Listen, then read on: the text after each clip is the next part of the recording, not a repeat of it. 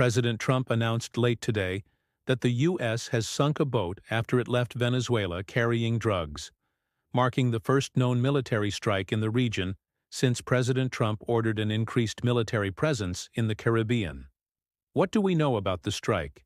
The president posted a video on Truth Social this afternoon, saying 11 members of the group were sailing toward the U.S. carrying illegal drugs. Attached to the video, he wrote, "Please let this serve as notice to anyone even thinking about bringing drugs into the U.S. Beware. Thank you for your attention to this matter," followed by multiple exclamation points. Earlier this summer, Trump ordered a large Navy deployment. Navy officials say it includes destroyers, cruisers, and smaller ships capable of launching Marines onto shore, along with a total of thousands of service members, including submarines. The administration has described it as a counter-drug mission, but often uses the language of war, as Senator Marco Rubio did today. Rubio stated, "We destroyed a drug boat that left Venezuela operated by a designated narco-terrorist organization, which is what these are. And he has been clear.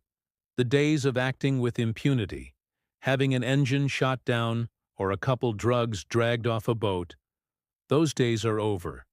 We are going to wage combat against drug cartels flooding American streets and killing Americans." Regional experts note that the drug trade is highly decentralized, and fighting it is not usually a military effort. Traditionally, it has been seen as a law enforcement matter, with economic, diplomatic, and political tools playing a role. What has changed now is that the U.S. Navy, not the Coast Guard, is leading this operation.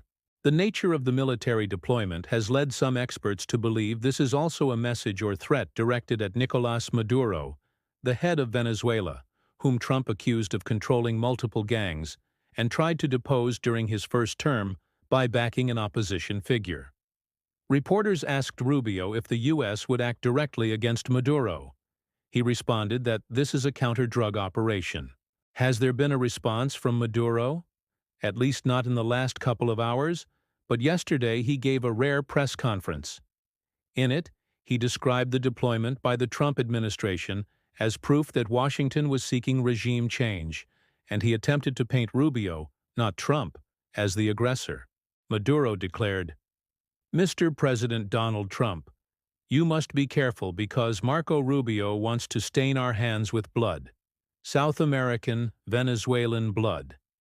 They want to drag you into a bloodbath to tarnish the Trump name forever with a massacre against the Venezuelan people, with a terrible war across the Caribbean. This would be a full-scale continental war." Maduro is trying to frame this as an inevitable U.S. military act against Venezuela, something the Trump administration insists is not in the cards.